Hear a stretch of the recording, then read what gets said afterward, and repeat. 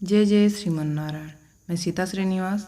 आज मैं आप सबको बताऊंगी विजयदशमी को दशहरा के रूप में क्यों जाना जाता है।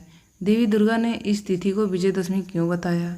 महाभारत काल में सत्य की विजय को विजयदशमी क्यों कहा गया, तो ध्यान से सुनिएगा। एक पौराणिक कथा के अनुसार रावण ने माता सीता का हरण किया था। जब रावण सीता का हरण कर सकता था, उस समय महिलाओं की दुर्दशा की कल्पना करना मुश्किल नहीं है। भगवान राम ने अधर्मी और अन्यायी रावण को युद्ध की चुनौती दी और नारी जाति के सम्मान की रक्षा के लिए 10 दिनों तक रावण से युद्ध किया।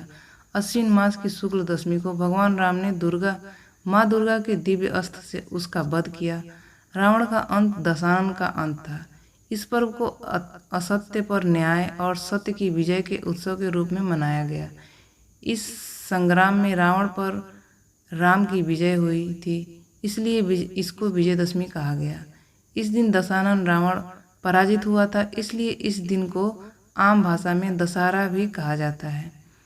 देवी दुर्गा ने इस तिथि को विजयदशमी क्यों बनाया, ध्यान से सुनिएगा।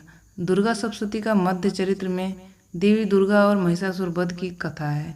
इस दैत्य ने देवताओं का स्वर्ग से ही पलायन कर दिया। उसके अत्याचारों से पृथ्वी पर त्राही त्राही मच गई। देवी ने अश्विन मास शुक्ल दशमी तिथि को महिषासुर का वध कर पृथ्वी को पाप के भार से मुक्त किया। देवी की विजय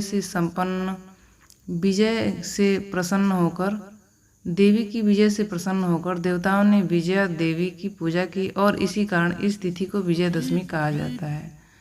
महाभारत काल में सत्य की विजय को विजयदशमी क्यों कहा जाता है, ध्यान से सुनिएगा। महाभारत से पहले एक और युद्ध हुआ था, जिसे अकेले अर्जुन ने लड़ा था। एक ओर कौरवों की सेना और दूसरी ओर अर्जुन अकेला था।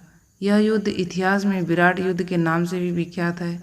अपने अज्ञातवास के अंतिम दिनों में अर्जुन ने राजा विराट के लिए यह युद्ध लड़ा। जिनके राज्य में उन्होंने अपना अज्ञातवास बिताया था, वह कौरवों के असत्य पर पांडवों के धर्म का विजय था। पांडवों की सफलता के कारण दशहरा को विजयदशमी के रूप में भी मनाया जाता है। ये जानकारी आपको कैसी लगी? इस तरह की जानकारियाँ पाने के लिए आप इस चैनल को सब्सक्राइब कर दीजिएगा। आपका दिन शुभ हो, आपका दिन मंगलमय हो। भगवान की कृपा आप पर बनी रहे, माँ दुर्गा की कृपा आप पर बनी रहे। इसी आशा और आशीर्वाद के साथ इस वीडियो को समाप्त करती हूँ। जय जय श्रीमन्नारायण।